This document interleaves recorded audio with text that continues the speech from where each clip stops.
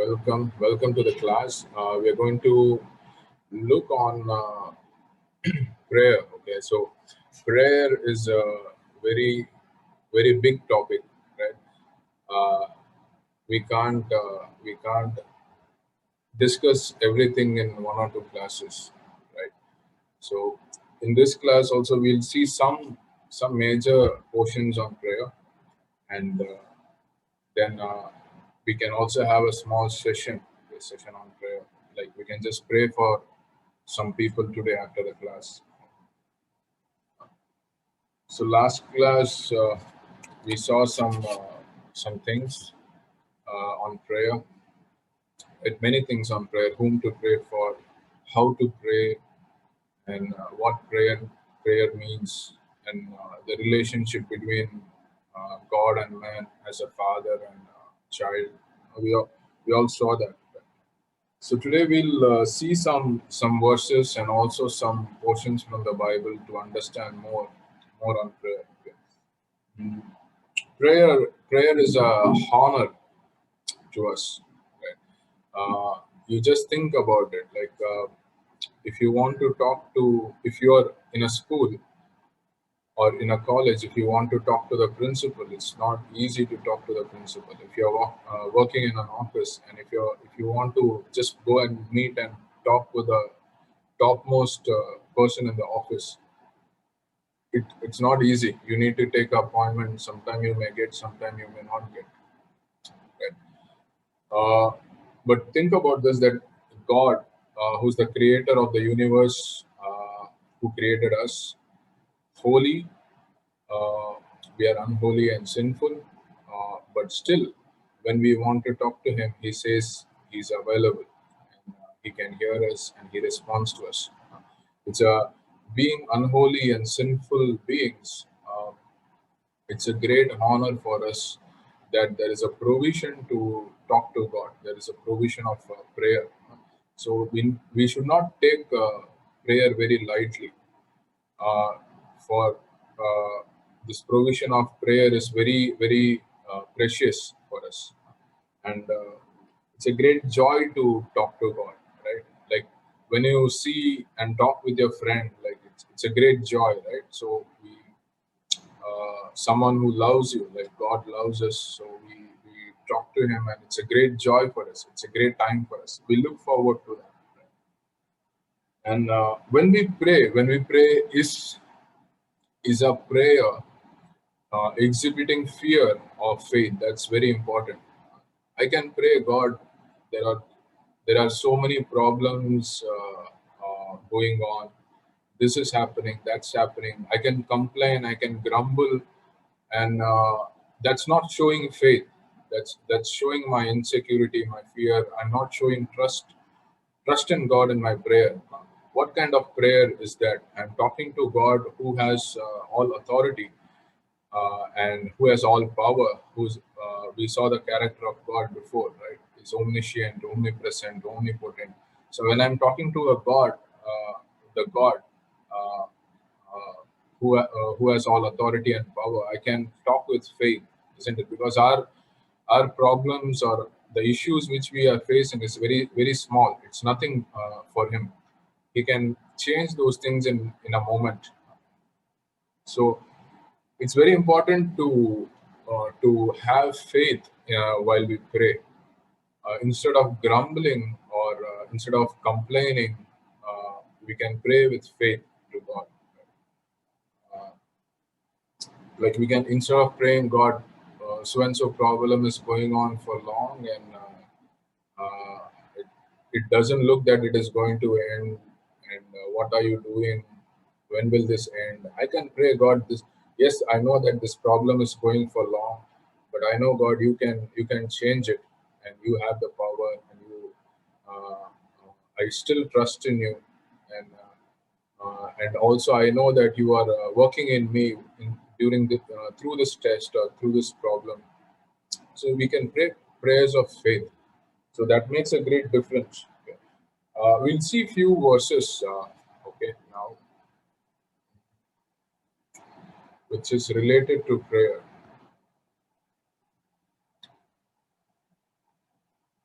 So Philippians 4:6. Okay. Can anyone read? Maybe Cheryl can read Philippians 4:6.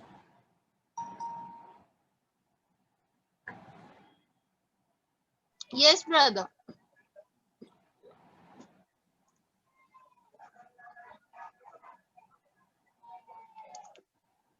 Be anxious for nothing, but in everything by prayer and supplications with thanksgiving.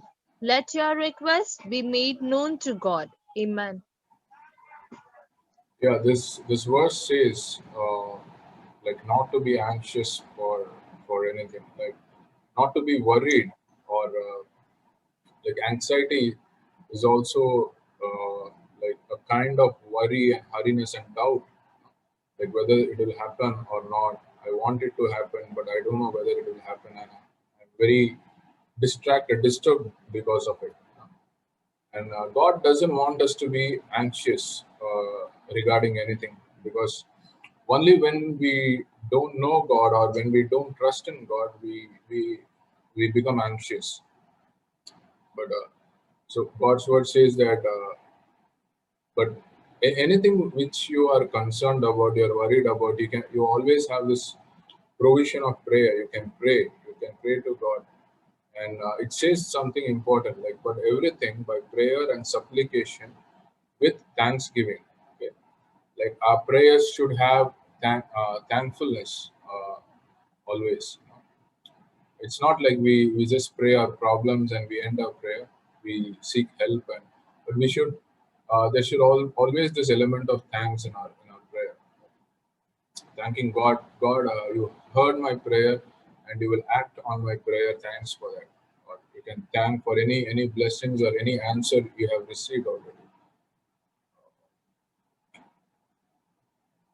So, by praying to God and by not being anxious, we are actually showing that God, I am trusting you. Yes, there are many issues, many problems, but I am telling you, I'm sharing you, and I'm trusting you that you will work in it. So I'm not going to be worried. I'm not going to be disturbed. Okay. And Mark 11:24, it says, "Therefore I tell you, whatever you ask in prayer, believe that you have received it, and it will be yours."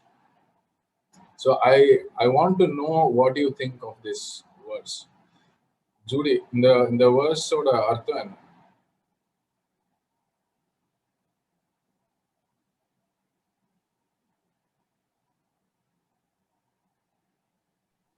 நம்ம எதுக்காக prayer பண்றோமோ அது கிடைக்கும் அப்படின்ற விசுவாசம் நமக்கு இருக்கணும் அப்படின்னு. Okay. There are many people who interpret this verse wrongly, and there are some ministries who teach this verse in a wrong way. They say that whatever you want, you ask to God, and He will give you. Huh? There is this thing called name it and claim it. Like you tell God, I want this, and God will give you whatever it is, like a car, a bungalow, or maybe uh, anything which you are thinking of. Like so, people are using this verse like. Then again, it's just like asking God and receiving something, and they are not. It doesn't that teaching, that interpretation doesn't reveal that relationship part as a father talking as a father and son. It's just like go and say to God what you want, and God will give you. But this verse actually doesn't say that. Always we should not take one particular verse for any understanding. We have to read similar portions on those regarding those subject or those verses in other parts of the Bible also. Then you have to take a whole understanding. You cannot go just by one verse. You have to take what is the context by reading the verses above and below, and also you should read other portions on the same subject. Only then you will get a right understanding. Okay? Always we know, we also saw in the last class that when we pray, God answers such prayer which is according to His will. Okay? And Suppose if someone is praying, God, I want that person to die. I don't like this person and I want him to die. And Mark 11:24, if someone says, so I'm asking this in a prayer with faith, and I want that person to die. What do you think? Will God allow? Will God answer that prayer?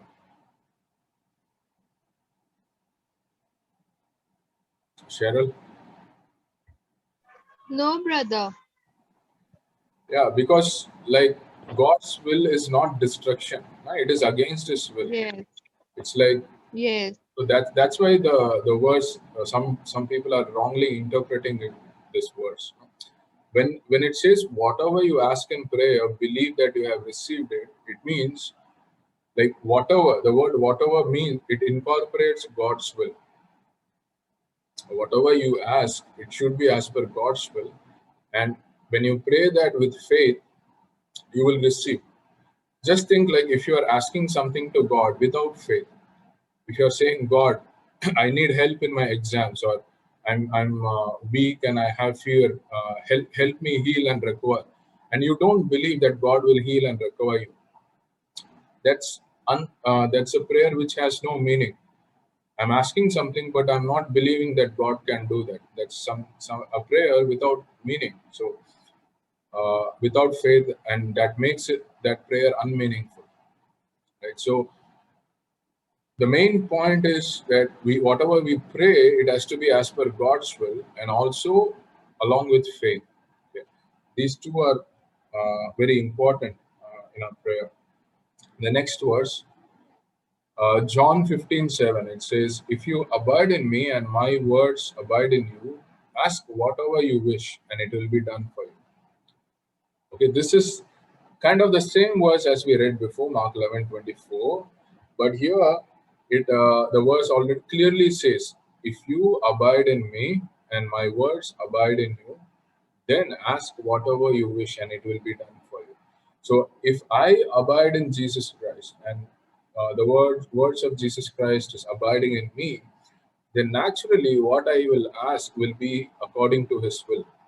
So, so when it says like, ask whatever you wish, whatever I wish, whatever I will be asking will be as per God's will, because I'm already abiding in God, and God's word is in me.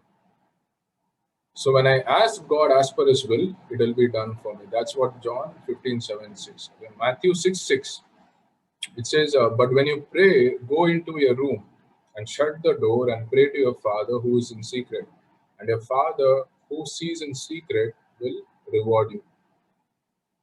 Okay. Let's hear from maybe Cheryl. What do you think about this verse? What does it say? Brother, say the verse. Matthew 6:6. One second, brother. Yeah.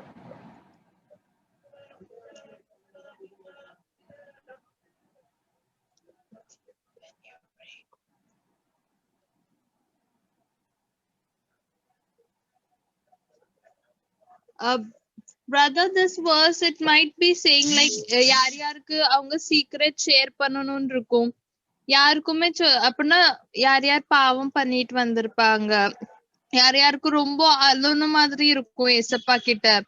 So that's what Jesus is telling, go into a room, pray personally, so that only I can hear that. Mhm. Okay. What about general prayers then? Like maybe that person is not in a state of crying, or maybe that person is not sharing something sinful. So in that case,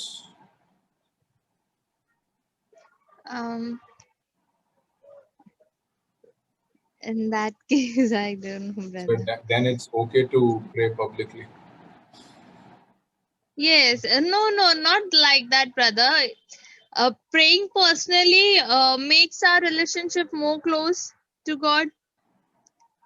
So what's wrong? What's wrong if I pray with 10 people around?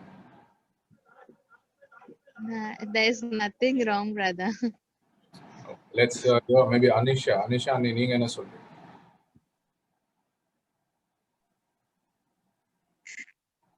அதுல வந்துட்டு முந்தின வசனத்துல சொல்லி இருக்கிறாங்க, மித்தவங்க பாக்குறதாக வந்துட்டு நீ வந்துட்டு ஜெபம் பண்ணாத. சோ அந்த மாதிரி சொல்லியிருக்காரு ஏசப்பா. சோ இப்போ நம்ம ஜெபம் பண்ணும்போது இப்போ வேற யாரும் பார்க்கணும், இவ ரொம்ப பக்தியா இருக்கிறா, ரொம்ப ஜெபிக்கிற ஒரு பிள்ளையா இருக்கிறா அப்படின்னு பாக்குறதுக்காக ஜெபம் பண்ணாம, இப்போ நம்ம ரியலா இப்போ காட் கிட்ட ஒரு ரிலேஷன் வேணுங்கிறதுக்காக அந்த மாதிரி ஜெபம் பண்றதுக்கு மேபி அலோன் தனியா இருந்து ஜெபம் பண்ணலாம். Yes, actually, this verse, no, it was referring to the Pharisees and Sadducees of that time. Like those people, rabbis and Pharisees, they come into the public, and in the public places, they pray. They just to show to the people that they are very devotional, very praying. They are leaders. They are religious leaders, but they show off that I pray to God. So they come in the streets, they stand in the streets, they pray to God and do a show off with the public. So God is saying, like, go to your, like when you pray, go to your room, shut the door, pray to your Father who is in secret. Like basically, it is meaning, like, don't show off to people that you are praying, and like, because it's a personal conversation with God. I don't need to show off to someone that I'm praying. And then it says, your Father who sees in secret will reward you. Reward is the answer of the prayer. And also, like, suppose you're praying for some friend for salvation, okay, and the friend, maybe after 5 years, 6 years, the person gets saved through someone. God is sending someone to the person to share the gospel, and he hears it and he's saved. He gets saved. So your prayer is also a part in his salvation. So you will get an eternal reward for saving that person. And if your prayer has affected salvations of 100 people, you will get eternal rewards in heaven for saving souls through prayer. Like sometimes you may not be able to directly go and share the gospel, but you can pray. Like in last class we shared, like you can write the names of your friends and relatives or the children or the people around, and you can pray for them specifically. And especially you can pray for salvation and for other needs. But so there will be eternal rewards, and God answers prayers, and there will also be eternal rewards for your prayer. So for such people who pray in public to show off that they are praying, the reward will be given in heaven. Like people will praise, wow, super, how much prayerful he is, how much devotional he is. So people will clap their hands, people will praise him. That's their reward. The reward, no reward in heaven. So people who are praying in secret, like people who are not showing off, their reward will not be here on earth. People may not know that they are prayerful, or people may not praise them, but in God knows their heart, and God will reward appropriately in heaven. And we'll see one more verse. So it's Jeremiah 33:3. Many people quote this verse. It says, "Call to me, and I will answer you, and will tell you great and hidden things that you have not known." And like I would say, like when we have some issue or a need, or when we have something to share, are we going to a person, or are we going to God? Many people in the world, they're going to someone powerful, someone person. They think that person can solve the issue.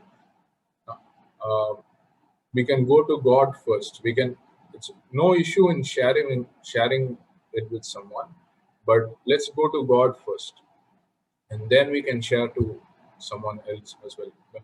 That shows that our dependence is first to God, not on people. So we can share to God, and God reveals when we are keeping God first. When we are dependent on God, God reveals things which we may not know through any other source. specific for a person, for a situation. And we'll see one last verse. It says Matthew 26:41. It says, "Watch and pray that you may not enter into temptation. The spirit indeed is willing, but the flesh is weak." Uh,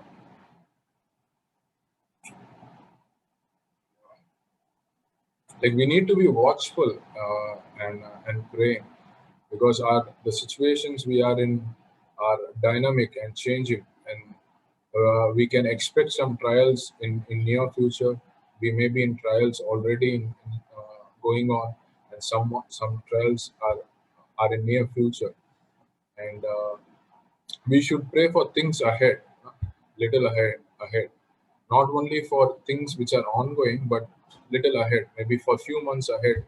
We should pray, even a year ahead we should pray for. So that's what it says, be watchful, like watch and pray that you may not enter into temptation. Like I can pray for some things much before, and so that it is taken care. It's not like I need to pray only after I come into the situation.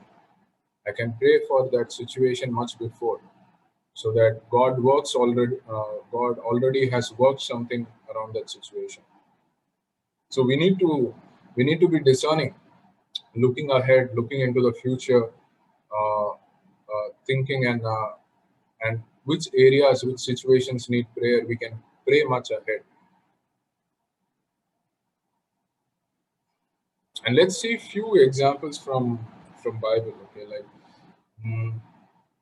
we can think on Hezekiah, King Hezekiah in 2 Kings 20. So this is a prayer of healing, like God healed. So Hezekiah, it says Hezekiah was about to die. He is very ill and about to die, and he doesn't want to die. Isaiah comes, prophet Isaiah comes. He says to Hezekiah, you are not going to live. You are going to die. And Hezekiah is very grieved. He prays to God, and he asks for healing. And it says he wept. He wept very bitterly. There is a brokenness in his heart, and Isaiah is returning back. God tells Isaiah, go back and tell him that I will heal him, and he will live for 15 more years. And like God answered that very fast through Isaiah, and like God healed him. God heard Hezekiah's prayer. He healed him, and he has added 15 years of life to the king. So we see God as a healer. We see God hears our prayers. God answers our prayers. God is a healer, and God can extend our lives. And God can change situations, like someone about to die, but he's living 15 more years. Like no one in the world can do that except God. So what we see in Hezekiah's prayer, we see maybe repentance, we see brokenness, we see dependence on God. And he didn't go and ask for a doctor, can you save me? He prayed to God, his dependence on God. 1 Samuel 1, about Hannah. Hannah was barren. She was not having child. And Peninnah, there was one more lady, the first wife of husband. She was maybe mocking Hannah, creating trouble. And Hannah prayed to God. Her prayer, she might be praying for many time, long time, but that prayer was different. In when she was praying in the temple, if you read 1 Samuel 1:11, okay, we'll read that. Maybe Cheryl, if you can take that 1 Samuel 1:11, you can read. Yes, brother.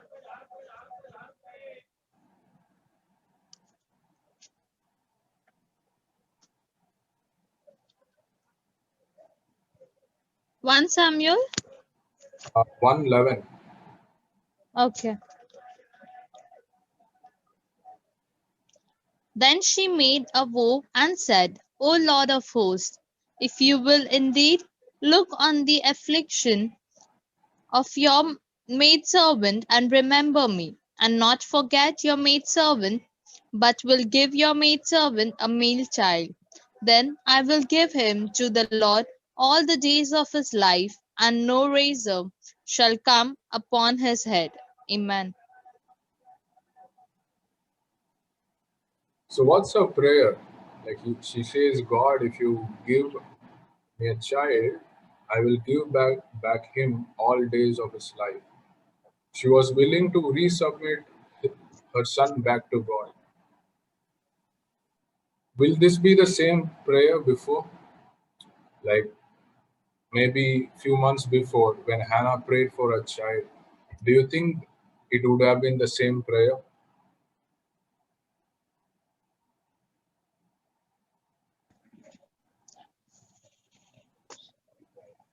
If she is faithful if she trusts God, she might pray the same, or even she might not pray if she is not faithful or trustable to God.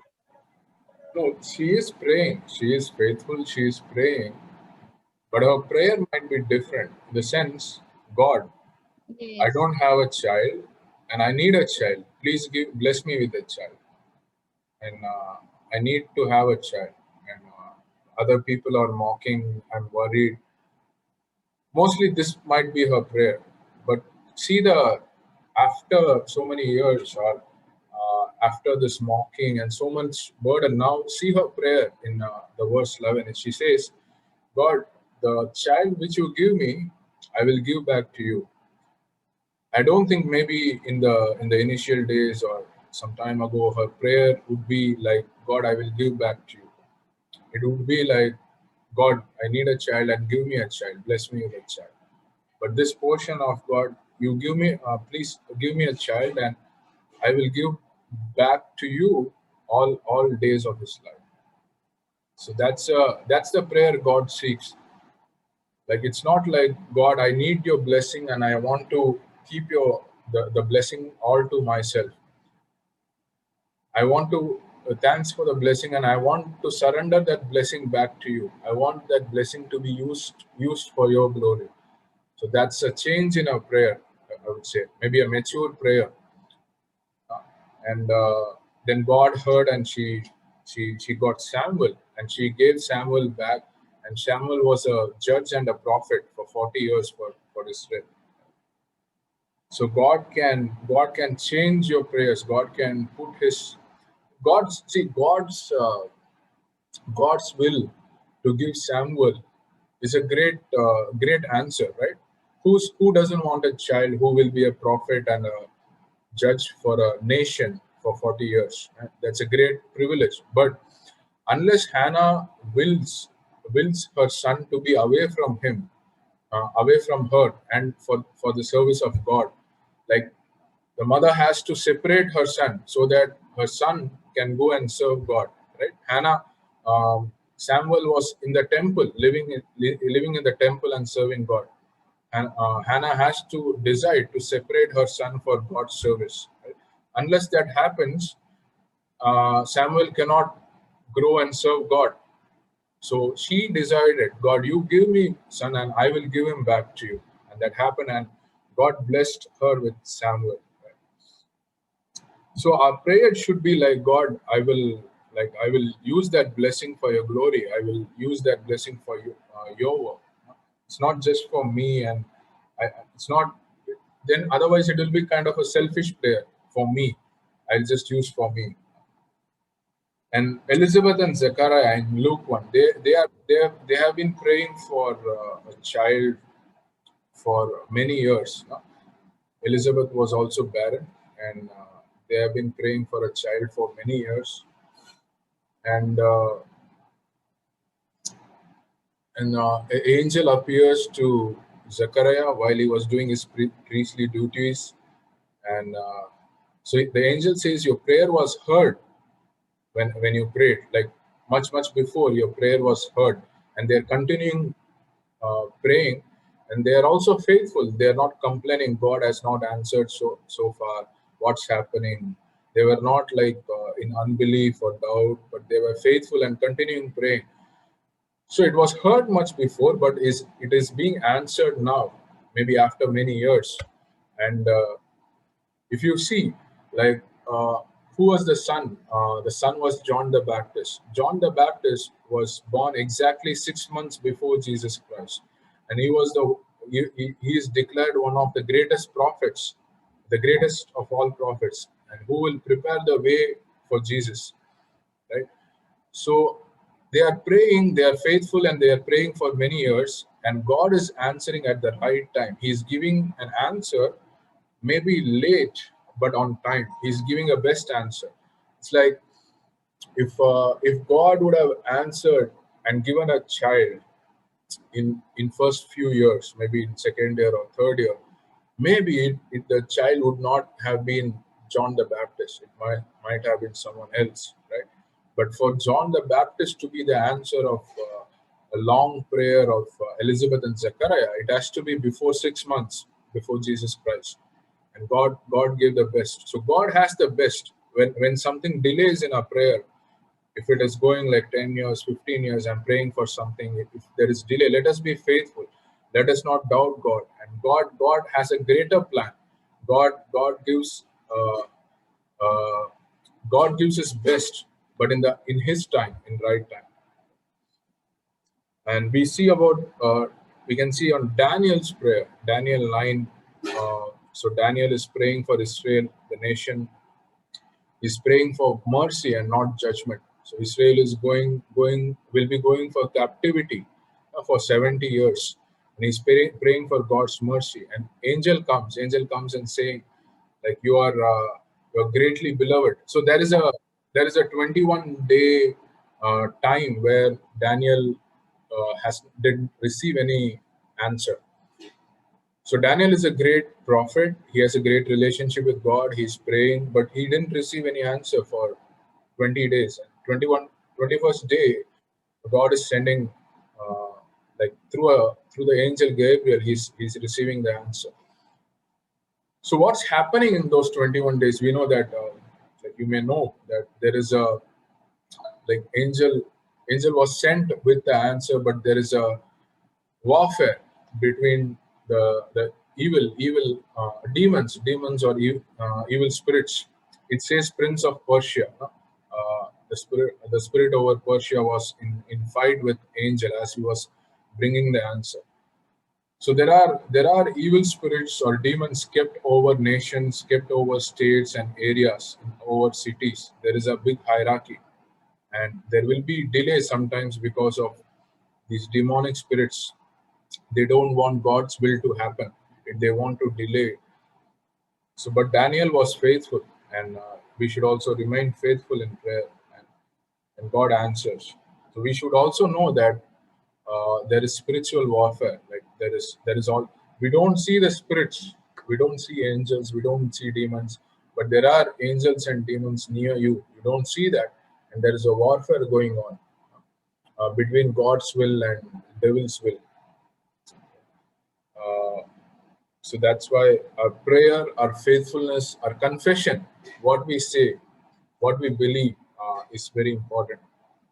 If I'm going to confess negative things and statements of unbelief, then it's easy for devil to work in that situation. Let's think about Paul's prayer. Paul's prayer, he in 2 Corinthians 12, he says about a thorn in the flesh. He says that he has got much revelation from God, and because he should not feel proud that God has revealed so much to me, God has given a thorn in his flesh, and to keep him humble, and he prayed to God, God, please remove this thorn from my flesh 3 times. But God says, my grace is sufficient for you, because in your weakness, my strength is expressed or shown.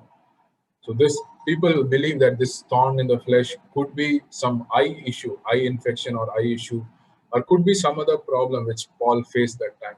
Paul didn't want that to happen, and it was disturbing him, and he prayed to God, but God did not remove that flesh. So There could be some trials in our life which God doesn't remove even after we pray. Okay? And God has those trials for a reason. I'll just read that portion about the thorn in the flesh.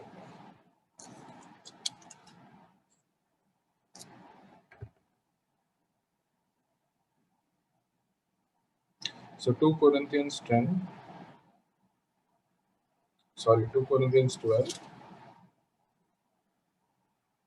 verse 8. Okay, so Paul is saying, verse 7 we'll read. So Paul first says from verses 1 to 6, he says, I've got so many revelations from God which no man has received, and I cannot utter in man's words. God has shown to Paul something special. And sometimes when we know something from God, it can increase our pride. It can make us proud. I know something which you don't know. And God doesn't want us to have pride, because that was the same thing which Satan, which made Lucifer into Satan, because of pride. So God is against the proud, and he gives grace to the humble. He always wants us to be humble. So verse 7, it says, so to keep me from becoming conceited because of the surpassing greatness of the revelations, a thorn was given me in the flesh, a messenger of Satan to harass me, to keep me from becoming conceited. So he says, because I've received so many revelations and to keep me humble, there was a thorn in the flesh, a messenger of Satan to harass me. So he was obviously being disturbed then and again. Just think, maybe you have an irritation somewhere, and it is always irritating, it is never going, and you're praying to God, please remove this. And God says, my grace is sufficient for you. Basically, he says, this is needed for you, this trial or this issue, it is needed. Otherwise, you will become proud. Otherwise, you may not depend on me. So God can keep some things which are disturbing in our life, to keep us dependent and humble on Him. Some bad things can be allowed by God because it will develop good things in us. And verse 8, it says, 3 times I pleaded with the Lord about this, that it should leave me. Verse 9, but he said to me, my grace is sufficient for you, for my power is made perfect in weakness. Therefore, I will boast all the more gladly of my weakness, so that the power of Christ may rest upon me. So that's about it. And also maybe one point regarding healing. People pray and people get healed. It's not by the power of the one who prayed. It's by Jesus Christ, by the name of Jesus Christ. Sometimes we pray and healing may not happen. There could be a delayed healing, or maybe healing didn't happen. It doesn't mean always if someone prays, healing has to happen. So God may decide. It is God's will and God's power into you. Sometimes healing may happen. Sometimes healing may happen over stages or over a period of time. Sometimes healing may not happen. So we are called to pray. We are called to pray for people, but we need to understand that it doesn't mean always whenever I pray healing has to happen. God has to heal. There was some people come to know Christ through healing, but they can have a wrong understanding. They can think Jesus Christ only as a healer, not as God.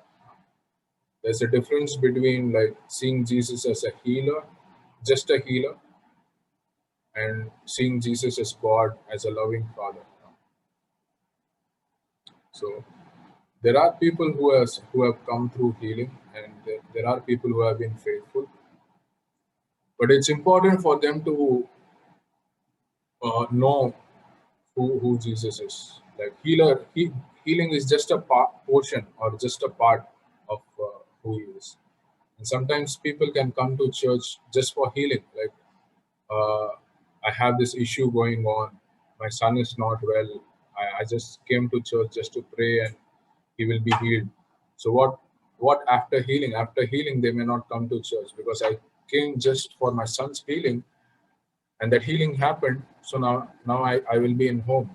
I just need God when I have some issues.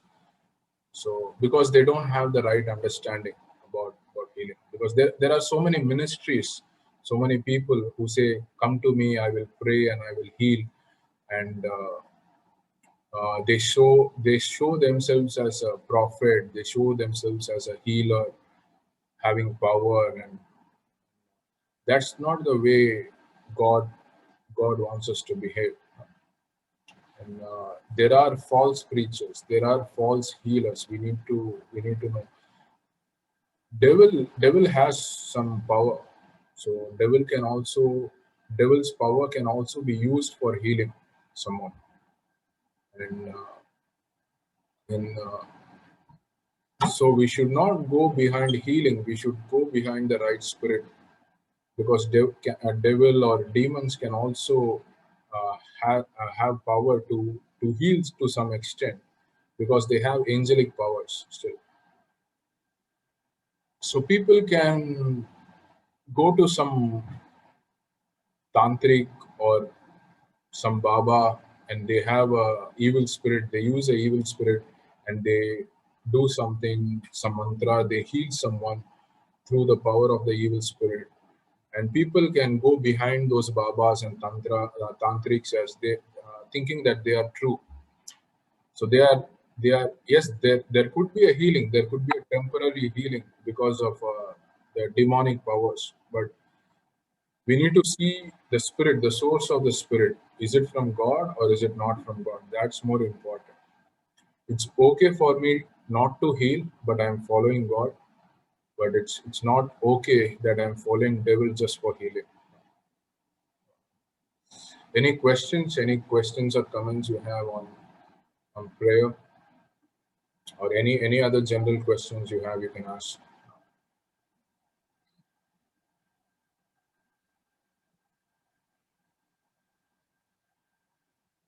Cheryl, you have what about any thoughts on prayer and healing, and praying and getting something which you are praying for exactly as the same, those things? No, brother. Judy, Anishani, உங்களுக்கு ஏதாவது?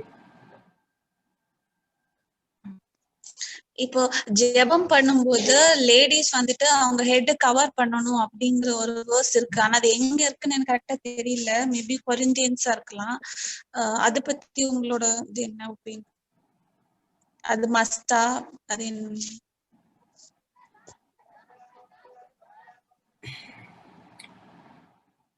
Yeah, I see there are some churches which are following that, and I was also reading that recently in 1 Corinthians. I'll just go to that portion.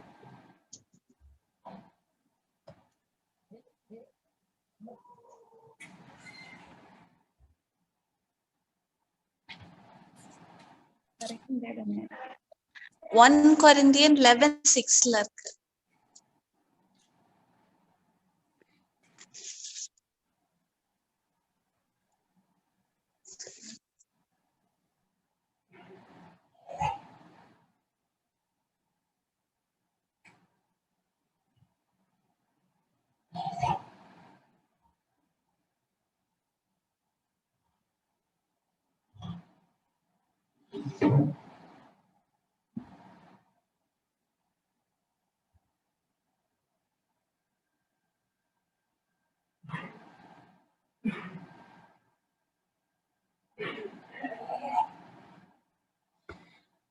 So basically this portion says that it is like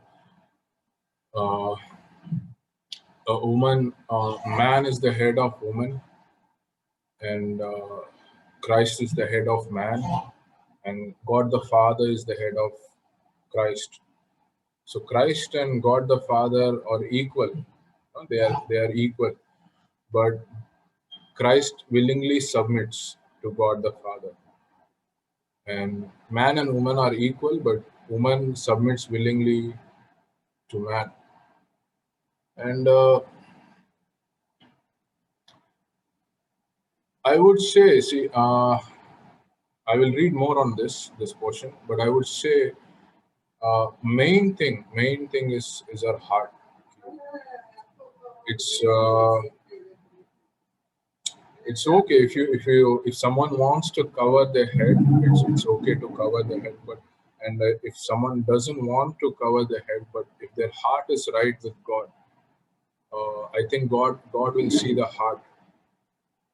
And there are in most of the churches, in some churches you find you don't see women covering their head, and but in this verses it's said he,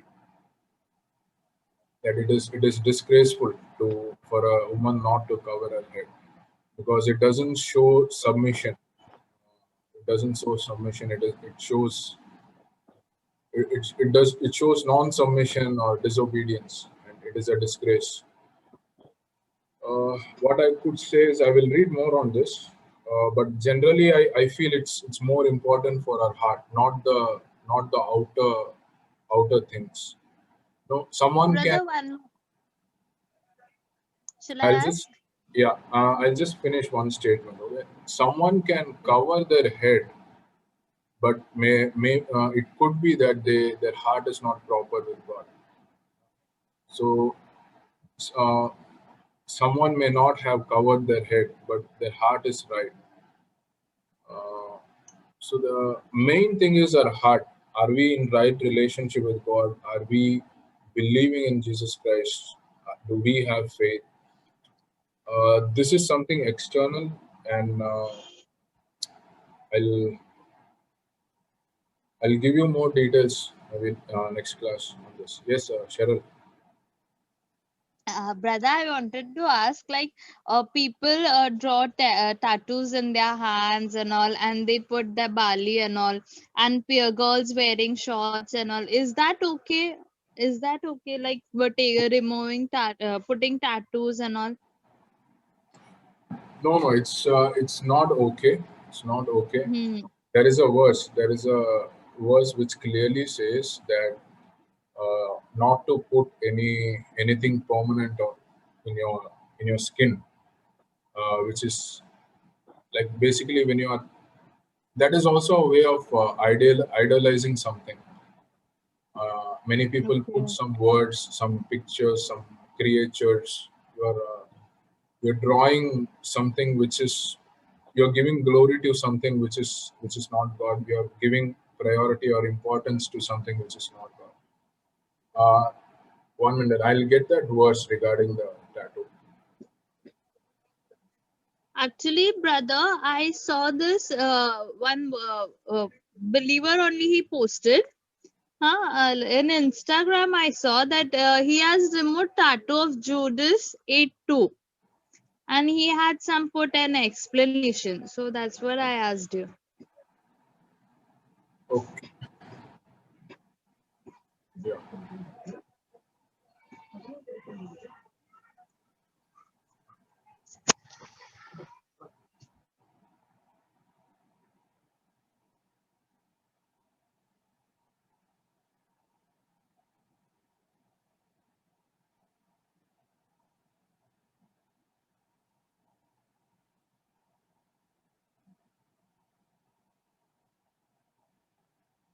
So it is Leviticus 19:28. Okay. Leviticus 19:28. Let's check.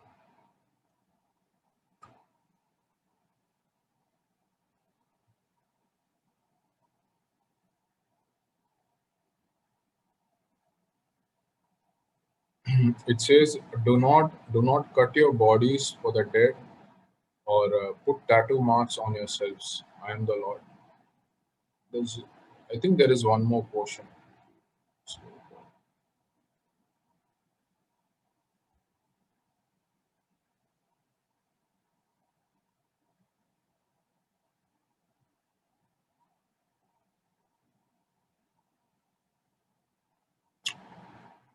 So Leviticus 19:28 is one.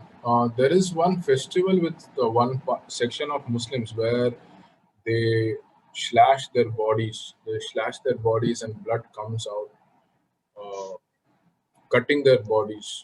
Even in Hinduistic rituals, there are people who alagu kuthiradu and the mari, like doing some marks in their bodies, trying to pierce their bodies. These are not. These are not. These are against God. God doesn't. So when I see, I don't need to show my faith by tattooing a verse in my body. Faith is something.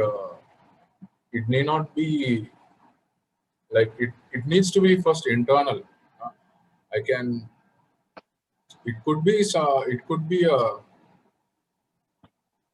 There are many other ways to show a verse, to share a verse. I don't need to tattoo it on my body. When specifically there is a verse saying not to cut or not to pierce your skin and bodies. But brother, like if someone has done and then he came to know about Lord Jesus and now is repenting for that, will he get forgiveness for that? Yeah, absolutely. He will. Okay. Okay. Okay, brother. Even if a believer he Okay. cuts tattoo, he does a tattoo, then he asks for forgiveness, he will be forgiven. There is always Oh, forgiveness when there is sincere repentance. But okay. Okay, brother. yeah, there was one more question here. Tattoos and Clothes, shorts, clothes girls wear in church and all, they come. So that's what I was asking. yeah. There is one verse which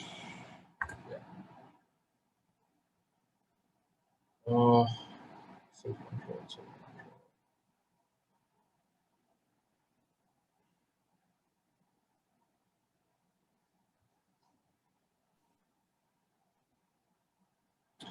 In 1 Timothy 2:9. Can you read?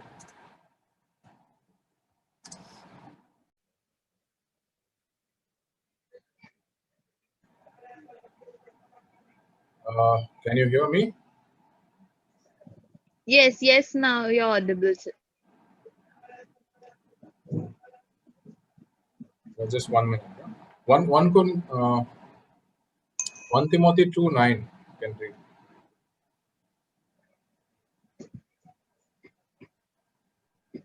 Yes.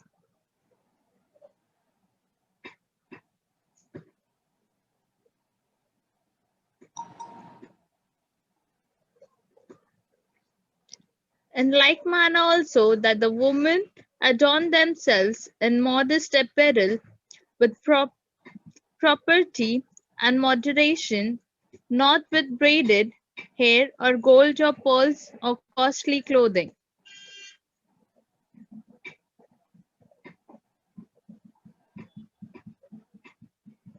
Yeah. See, this was like even in Paul's time, there have been women who have dressed indecently or improperly, and it says with not with elaborate hairstyles or gold or pearls or expensive clothes. Like why are we coming to church? Like what's the purpose we are coming to church? Are we coming to show off what kind of dress I have, what kind of jewelry I have, or what kind of a hairstyle I can do, or am I coming to worship God? Am I coming to fellowship with other believers? So people can have a wrong. People who don't know God deeply or personally, they may have half world in them, some part of world in them. So and they can give importance to clothes and outside things, and they can think that they can they will try to bring the outside world into the church by giving importance to clothes, jewelry, and how they look. So basically Bible is very clear. He says, like it says, be modest and presentable. You don't need to be flashy, or you don't need to show off what you wear, what you have. Doesn't need to be expensive. There is one more portion where it says like real adornment is in the heart. I think it's quite a quiet and a humble heart. I think that's more pleasing to God than outside ornaments. So it could be because people are immature. They are yet to grow more in a relationship with God. It could be because they are worldly. Uh, we just need to share the truth because these are little sensitive things, and people can get offended. So you need to look for right opportunities to speak in a polite way, just trying to Yeah. let them know. Yes. And if they take it, it's okay. If there is a change, praise God. If they are continuing to do it, then it's their choice. Yes, exactly, brother. I like past Sunday only I said one girl about her dressing. So she said like it's a free will. God is not going to come and say that why you're wearing this clothes because I'm faithful, I'm doing prayers and all. How come he can shout me and all? She was telling. So okay, I said your wish, your will go. Yeah, we have free will, but God desires us to live in certain way. Like Yeah. if what I do or what I wear can create an issue in some other's mind, then it's better not to do. If it is not Okay. modest, like Bible clearly, you can show her verses which say to clothe with modesty, and Yeah. you can use this verse as well. You can ask like, what do you think of this verse? What does this verse trying to say? Like, God doesn't condemn, but God will not support it. God will not delight on it. Like God may not basically like it if you wear modest clothes, and if your spirit is right, uh, God will be God will be more uh, it will be more pleasing to God. So you are not pleasing God when you wear such kind. So you need to know whether someone is doing it wantedly or someone is doing because they don't exactly know. So some people may do because they don't know about it. There could be new people who are coming to church who have heard Jesus Christ, and they just came to church, and they didn't knew that these kind of dresses should not be worn in church. And so when they know, they change. Some people may have a wrong understanding. You can just pray and share some verses, then it's their choice. God will show them. You can pray that God, you show them that it's not what the way you want. God will speak to them. Yes. Yes, brother. Yeah, Jenish, nice to see you at the end. We discussed. தூங்கிட்டேனா? Actually, we went to bank and came home only at 4. So, uh, அதனால எனக்கு தூங்கிட்டேன் டயர்டா இருந்துச்சுன்னு. ஒன்றும் பிரச்சனை இல்லை. We just saw on prayer in more detail, many verses, many different portions from